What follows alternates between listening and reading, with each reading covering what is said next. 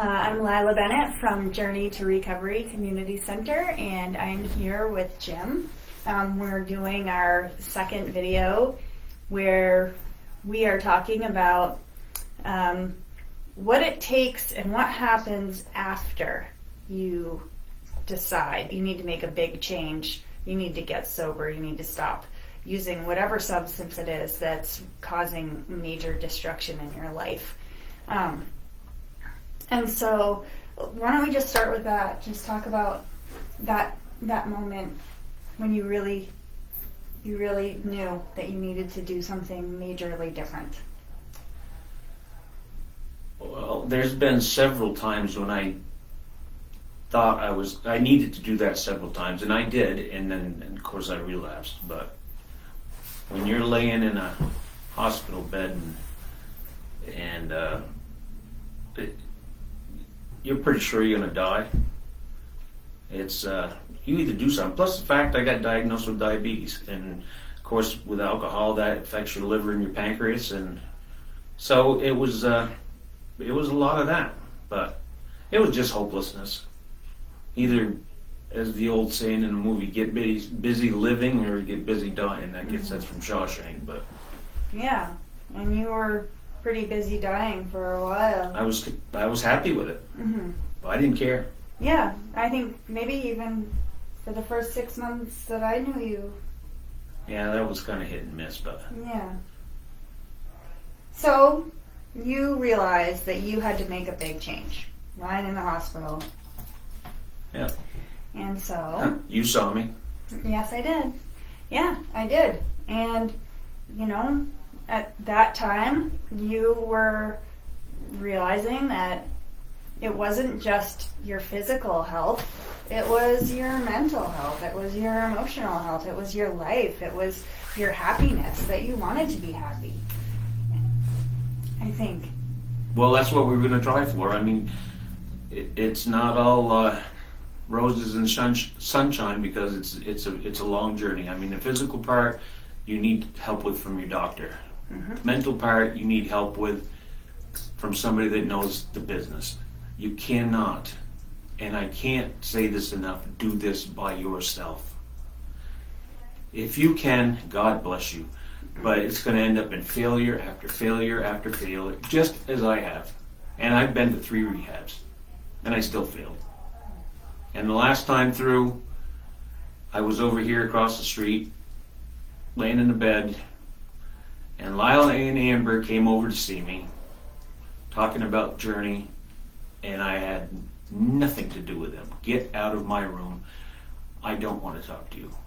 And after a while, a few days I guess, I can't remember how long it was, decided I'd give it a try, and I've been here ever since. Please don't do it by yourself. There are people out there that will and want to help you. Yes. I'm one of them. If you happen to see me. Yeah. And there's no shame in it. And I think there's so much about that. Like, when we first met you part of why you were in the hospital was because sometimes you would try and do it by yourself, and you would get really sick. Absolutely. And that's the thing about alcohol especially, is that,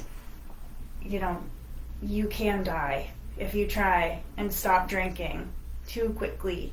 And you can't do that. Like, you need to get help. And there's all kinds of help available for people who want to stop. So with you finally realized that you needed help, that this wasn't going to happen on your own. And that all of a sudden, what I saw with you too, was that when you accepted that, your whole way of thinking about it all changed. Like, you realized that you didn't have to be ashamed. That it was like, okay, like we were all going to work together on this. And that was actually a really beautiful thing. One thing I do think that we wanted to talk about today is that sometimes after people make the decision, it's like, okay, I'm not doing it. I'm done. I'm going to be a different person. And then all of a sudden, you're stuck with yourself. And you're the same person that you were when you needed to drink to escape, or do whatever drug to escape the difficult stuff in your life, or the relationships that you couldn't really be present for, you know, all of those things. And all of a sudden now you're not drinking, so you have nothing, no way to cope. Exactly. And your life is still the same life that you had, and that transition is very, very messy. And so let's talk about that.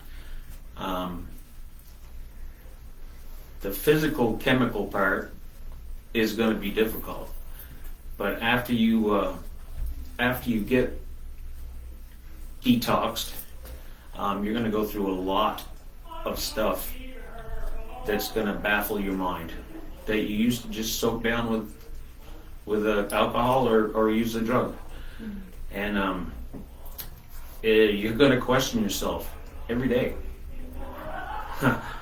I'm in it for a while now, and I still question myself. You know, where the hell am I? Who am I? You're going to have to find yourself again, because you've been lost.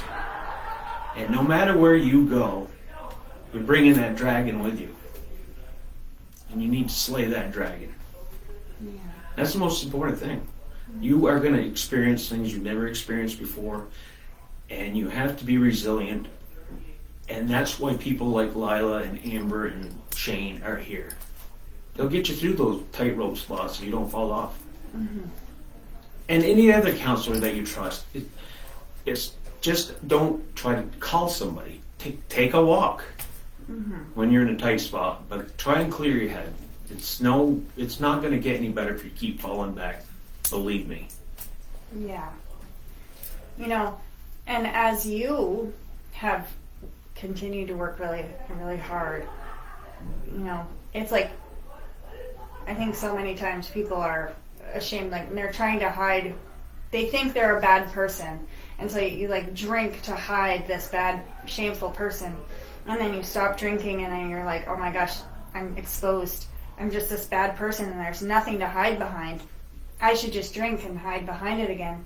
And learning how to stop doing that, learning how to be you, finding out that you're not awful is really, it's a really powerful experience, I would say. And it's not going to happen overnight. No. And so that brings me to this next question, which, I mean, I guess you sort of covered, but we can talk about a little more, which is, like, what are the things? What are the things you do to, like, not lose help when that dragon is like, forget it, you know, give up? Well, of course, I know there's people just a phone call away, but I've learned to do some self-help too. So, and like I said the last time, I put my mind into reading and learning, because I'm a knowledge hound. So, you know, that's kind of like my new drug, I guess. When I just want to do something, I read, or I go on a computer and look up words I don't know, just to keep my mind fresh, I guess. Right, and that's new. Like, instead of just kind of wanting to deaden your mind and deaden your feelings and everything, now you like want to come alive and know more things, and other people will find other things, or reading, or knowledge, but anything you find, like, you might not know what those things are until you start to explore it, and then you do start to see it. And I still don't know what they all are. That's what the time part is, and that's what you need is time. Mm-hmm. You will realize over time that new things come into your head, and it's like, wow, holy shit. Why didn't I think of that? Well, you didn't, because your body is going through a traumatic experience. Mm-hmm. And used to be that we just doused it with alcohol or took a drug.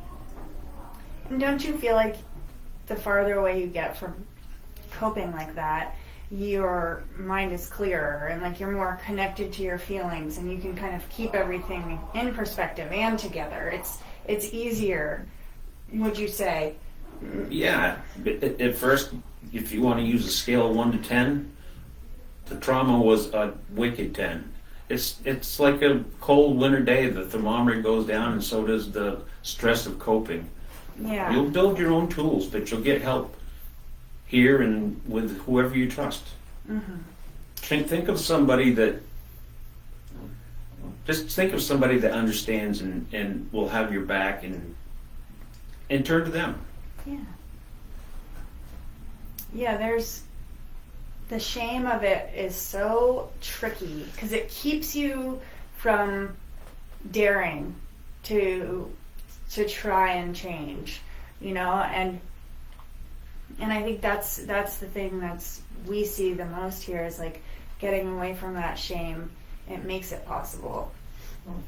You And again, using the dragon, it's my call name for that addict. He wants you to fail. He will never get up. He will not be happy until you are dead.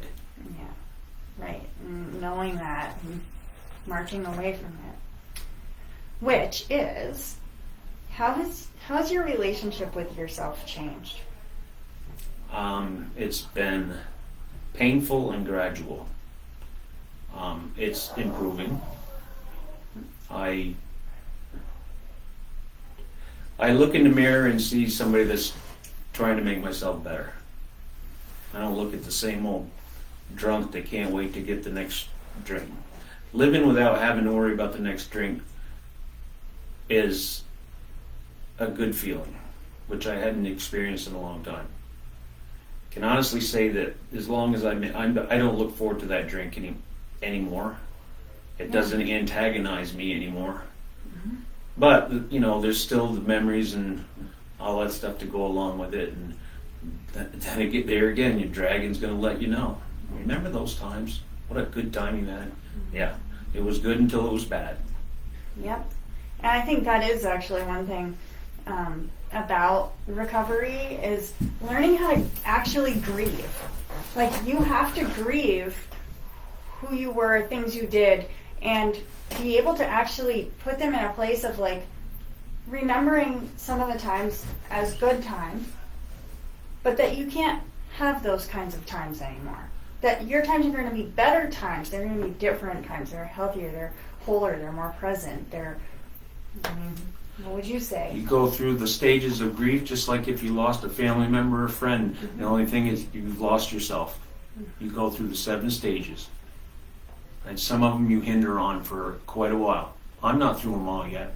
No, I need to go back and forth. Sure. Just like on a scale. You just one day it's good, one day it's kind of all right, and then some days it sucks. Mm-hmm. Yeah, it's true. It's a tightrope. Stay on the tightrope. Mm-hmm. It's a long fall. Yeah, especially the farther and farther you get. Like, right. You're doing so amazingly well, and you're just enough ahead to be able to bring people who don't have hope or courage yet to see why it works. Like, you are an example of recovery that works. Oh, I hope so. You definitely are. I just want people to realize that people are here to help you. People do care about you. Yeah. Even though you're alone in the dark room with no doorknobs, they'll help you find it. Yeah. We talk about that all the time. Finding the doorknob that you can't find. You're looking for it. You can't find it. And when you do, it's amazing. So with that, have a wonderful weekend. And thank you for listening and watching. And if you need help, don't be afraid to ask for it. Your life will get better. Slay the dragon.